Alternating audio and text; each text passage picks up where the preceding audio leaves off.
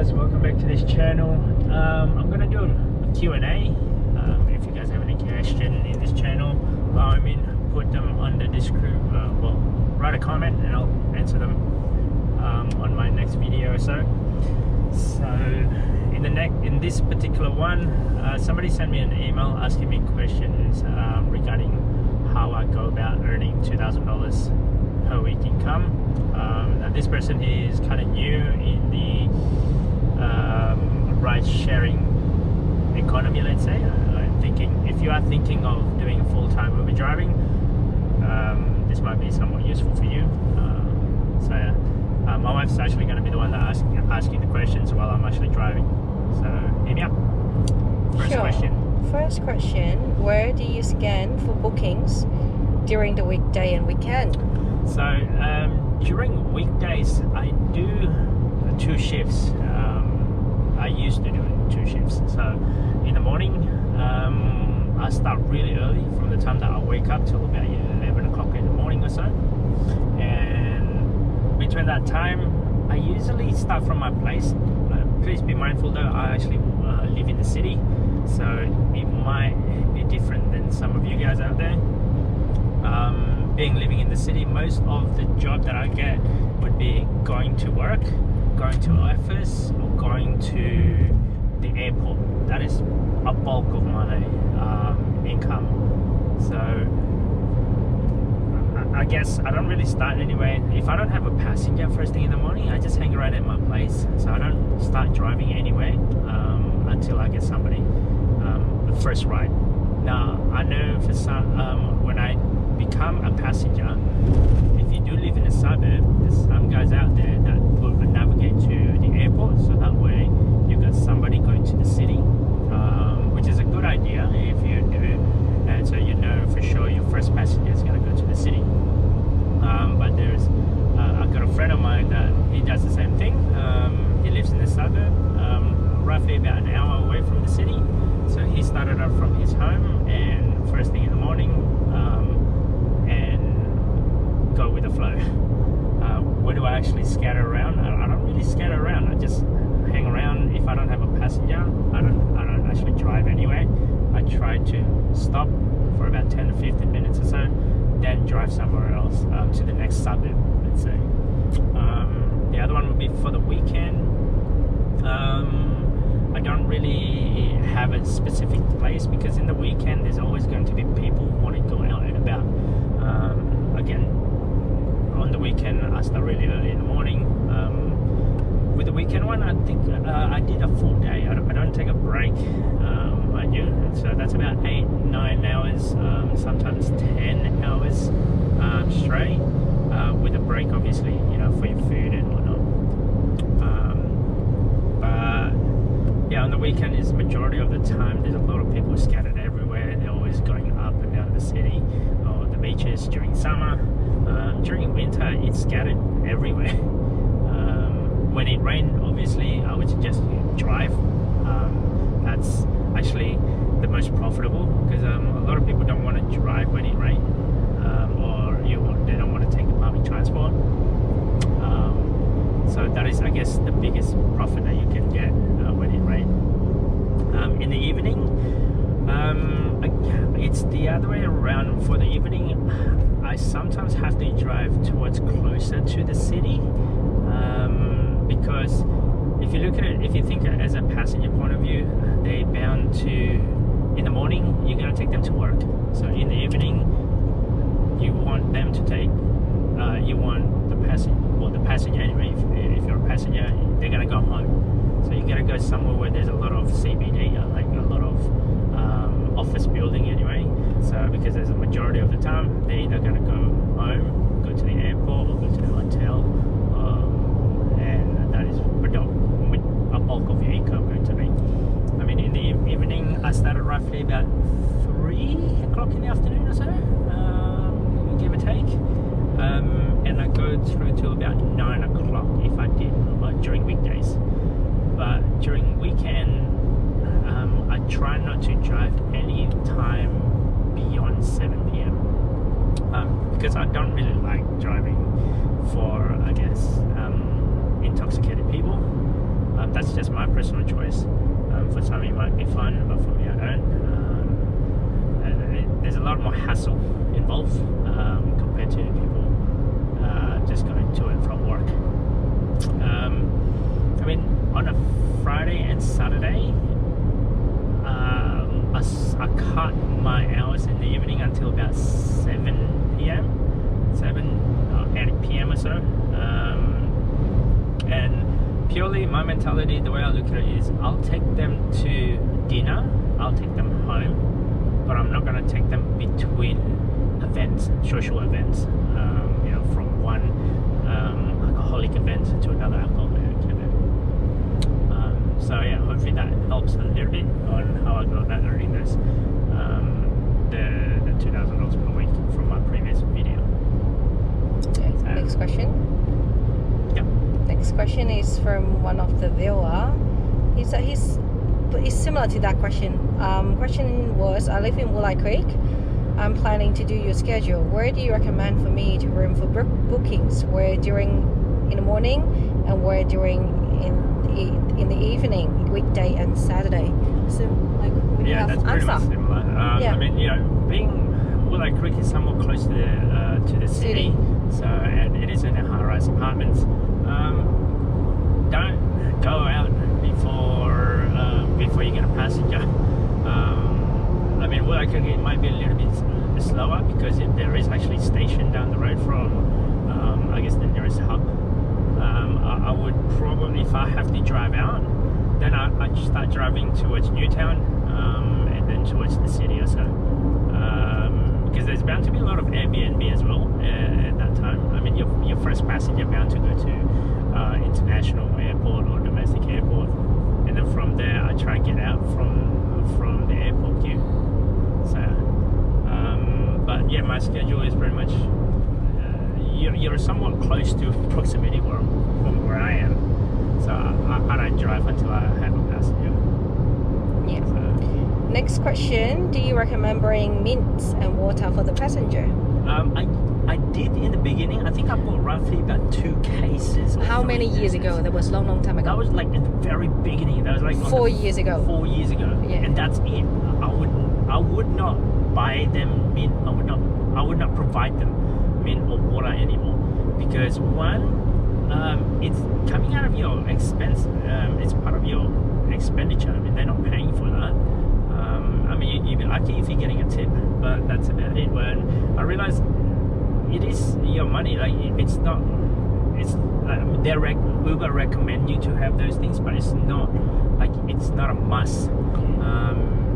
Because you're gonna look at it. I mean, for a case of a 24 is maybe about $10 or something like that these days. But if you keep on having to replacing those, is it really you're going to provide them the service, but it's not going to affect your rating at all. So yeah, I don't buy any of those anymore. I don't provide them, and some of them don't even appreciate it. Some of them don't. Out of respect, they don't even say thank you. So I kind of don't like that. No, the worst is I think they took a sip of the water. Oh yeah, that's the other thing. Yeah, they took a sip of majority of the time, right? They take a sip of the water and leave that bottle of water in your car without you knowing. So the next passenger coming in and thinking, oh, by the way, someone left rubbish in your car. You don't know that. So if you're having the water supply for the passenger, you keep on having to look at the back, make sure that they didn't leave rubbish with you.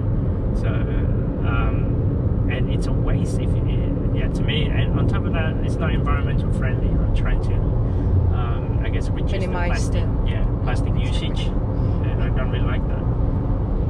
Yep. And well, by some comment. I think it all depends on what Uber service are you providing, right? If you're more high end, yes, I think it's good. Now, mind you, though, I'm only doing Uber X. I did do luxury car Uber Lux at one stage for about a week or two. It's not really worth it. Uber X is actually a lot more flexible and a lot more profitable. Now, I told my wife a lot of the stories that I went through driving for Uber, so she has some sort of, I guess, some sort of information that might be somewhat useful. I remember, and you forgot. Yeah. So yeah. Well, I think if you're driving for Lux or what's the next one? Or Black, anything beyond black. Uber X, let's say. I would say XL. Nah, you don't have to provide it too. So anything maybe black or above, yes, you can consider. But yeah, I think it's nice to have it because you're charging at a premium. Nowadays, people they sometimes they take Uber X or even Uber Pool. They expect you to have a premium service, So yeah, but they're paying for budget. Exactly. So, and you don't want to put that standard on yourself. You don't want to put that burden on yourself because it's not. They're not paying for that. It's recommended, but you don't have to do that just to get that 5-star rating. There's different ways to get them, and not having mint and water is not. It's a must. Exactly. I think knowing your way there is much better than providing extra water. I mean. Yeah. Right. And the way you drive, knowing how you get there. So yeah. That's it. I think that's about it for that question. Next one. Do you hit $2,000 constantly every week, or is that your average? And or that is your average? What does that mean? Or what is your average? Oh, okay. So when I did the experiment, I did it for about a month and a half or something like that. For about 2 months of me driving consistently. But mind you, I do not recommend this. I do not recommend these hours because you get really tired. You're doing like, I think it was around 60 or 70 hour week, like 10-hour days. So it is not recommended to do that. It's not recommended for you to try to hit that anymore. I guess your lifestyle is going to be hurting. Your body is going to be hurting. And I dropped that to roughly about $1,500 a week instead of $2,000 a week, because you need to stop. You need to have some sort of social life. You need to take care of your body. That was just an experiment, so don't do that. Don't try to do that. So not recommended to do that at all. So Yep. Next one. Do you rest during your morning and afternoon shifts? yeah, I do rest between the shifts. Like when I go at about 11 o'clock or 12 o'clock, I usually do go home and take a rest, go to sleep, because you concentrate. I guess driving for Uber or driving for ride sharing company, you need to scan constantly on the road. I mean, right now we're hitting the highway. It's constantly gonna scan. So if you have a good quality sleep, a good quality rest, you can concentrate a lot more. The other one would be you really do need at least go for a walk for about half an hour a day or so, or do something to get your blood flowing as part of your rest time. So I do recommend to stop, sleep. That's my biggest thing. Yeah. So next question. Okay. Do you have your go-to spots if you're not getting any bookings for morning or afternoon shifts? It's a pretty long one. I've had a bad experience during my first day, which was last Friday. I was in City Wanda in King's Cross, 0 bookings from 8 p.m. to 9:30 p.m. 0 bookings as well as Saturday from 2 p.m. to 3 p.m. at the airport. Alrighty. So when I had my my video of $2,008 income, mind you, back then there was only just Uber, and Uber is the only ride-sharing product out there. These days there's roughly about 6 different apps, 6 different ride-sharing apps: Uber, Didi, Ola, Bolt, Shiba, and GoCatch. So if I were to do the same thing again, I would at least sign up with at least another ride-sharing app, and then depending on, like, if you don't have a passenger, I usually turn on 2 apps at the same time on one phone. But you always have to have conscious mind that you're running 2 apps, and sometimes you forget to turn off one to another. Trust me, I've done that. My go-to place is, my thing is 10 minutes, 15 minutes. If I don't get a passenger in that location, then I drive about 10 minutes closer to the city. That's if you're in the suburb. But if you're already in the city, sometimes it does that. Sometimes it does like especially if you look at the passenger app, you can tell where you're located and how many cars there is in front of within your proximity. I usually I start driving slowly for about 10 minutes away from the main area. Like Bondi Beach would be, you're gonna have a lot of drivers in there, so I try to go maybe to Bondi Junction, and then if I don't have anyone in Bondi Junction, then I'll go maybe to Woollahra, and then if I don't have anyone there, go towards the city. So I keep on every 10 minutes or so, if I don't have a passenger, I drive towards the city. I drive towards the Opera House, let's say. That's my pinpoint. What about in airport? Now, airport, on the other hand, I don't really hang out in the airport. Waiting in the airport queue, it is a waste of time. It'd be better off if you actually drive somewhere for 10 minutes, because you're bound to get a passenger within that 10 minutes drive, instead of just hanging around at the airport. I've seen a queue that is roughly about 120 cars in front of me. But why would you want to do that? Why would you just hang around at the airport and hoping that you're going to get a passenger? And sometimes that 120 cars in front of you is going to take ages before they disappear.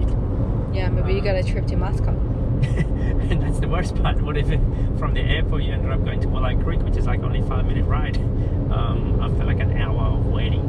So I did that once where I hang around in the international airport, and I realized it's not profitable. The only way that it's profitable for airport is first thing in the morning.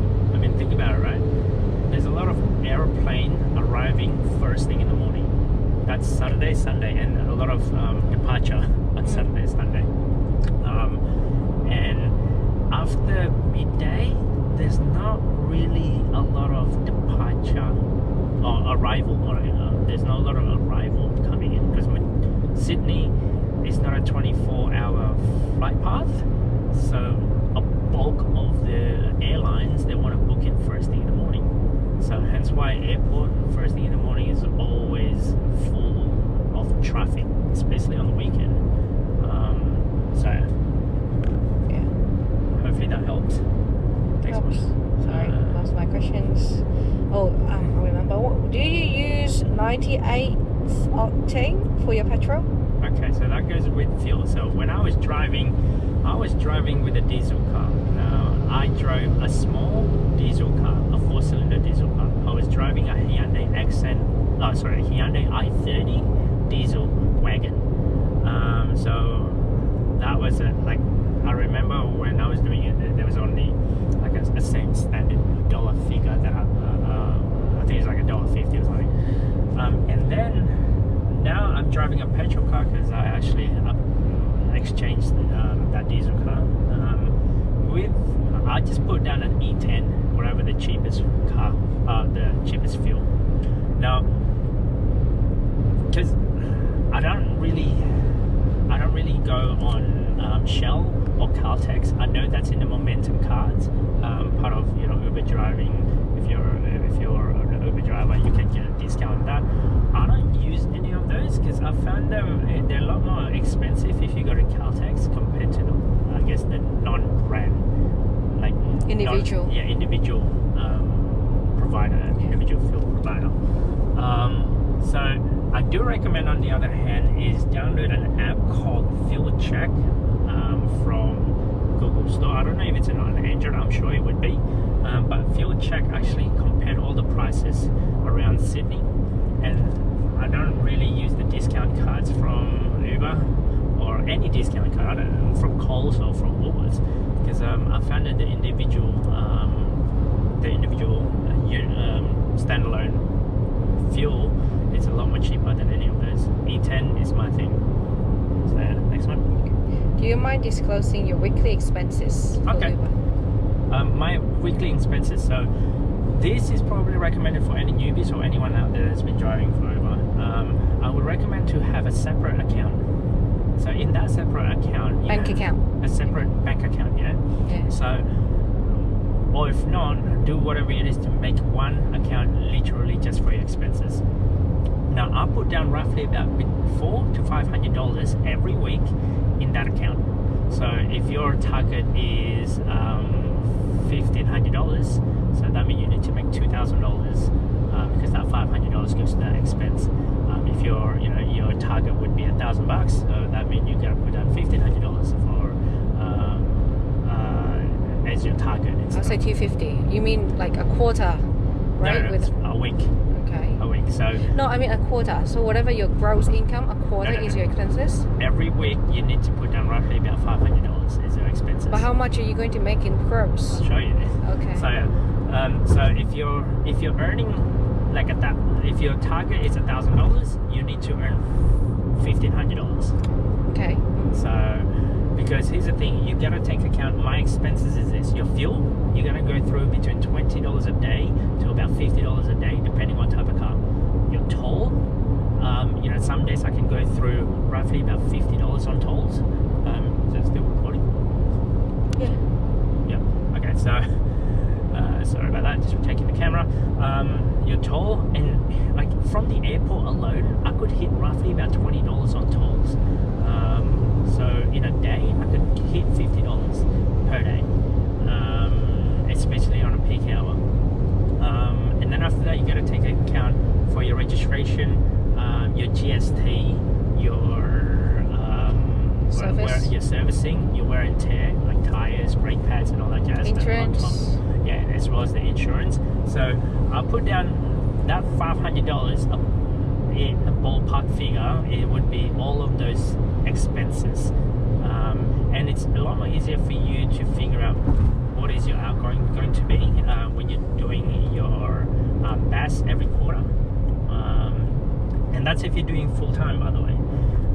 Because on an average alone, I go through roughly about 1,000 Ks per week. Now 1,000 Ks a week, if you look at that alone, the fuel, sometimes I do about $20 a day on fuel. So, and then the wear and tear of that, a typical service for me costing me roughly about $300 to $500 per every 2 months.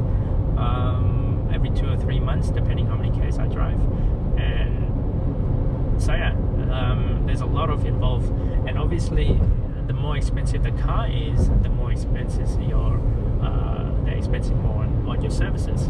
Now I drive an Asian car, Asian made car, and I don't go to the dealership as well, because that would cost you a lot more if you were doing a service on the dealership. So I'll go to, I guess your preferred, well, I go to Ben from Green Square Garage. He's been servicing my car since day one, since I actually bought my car. And I'll leave in the description where Ben is. I mean, if you live in the city, then I'll recommend you that. You don't have to go to him, but I don't go to a dealership. I don't buy extended warranty is the other thing, because I know another driver bought an extended warranty. When I calculated that warranty, it's not really worth it in the long run. So yeah, hopefully that helps. Yep, next one. I'm a new driver with a new car. What accessories do you recommend me to get? Do you use seat protector? Okay, so when I have my car, I bought a $15,000 car, and it wasn't a brand new car. It was a second hand from a dealership. Do I use the seat, like the seat protector? No, I don't, because you gotta treat that car as a work car. You should treat that as your luxury car. I mean, I wouldn't personally buy a brand new car for Uber, because here's what happened, right? If you were to buy a $15,000 car, and if your net income after expenses is $1,000, so that means it will require you 15 weeks before you actually get your capital back. So that's on a 15 grand. So if you get a $10,000 car, so again 10 weeks before you get capital back. Seat protector? No, I don't. I mean, again, I treat it like a work car, and I don't pick up drunks, and I don't pick up in the middle of the night, so there's less hassle on me on that one. The only one I bought, I think, was like the floor. I bought a rubber mat floor. I think it's from Kmart or yeah, like a $2 shop, I think it was. Purely, it's easier to clean up.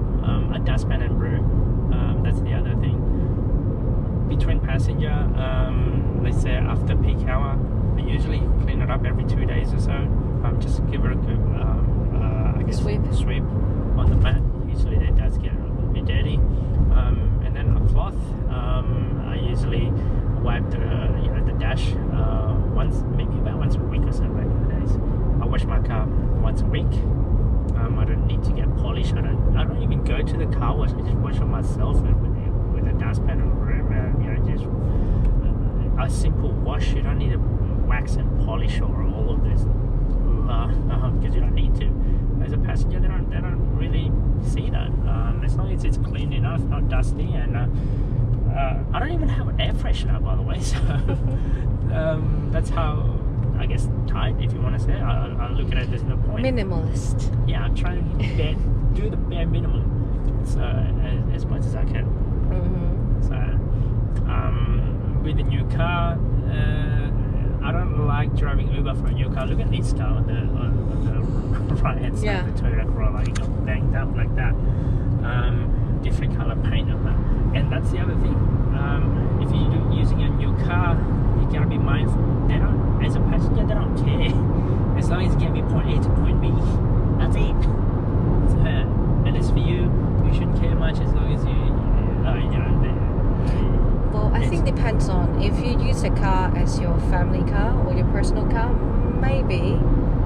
Yeah. I don't know, because that car, use it only for purely Uber. Yeah, I bought that car purely just for Uber because I know for sure I'll be using that 100% on I guess for business, for work, as making an income.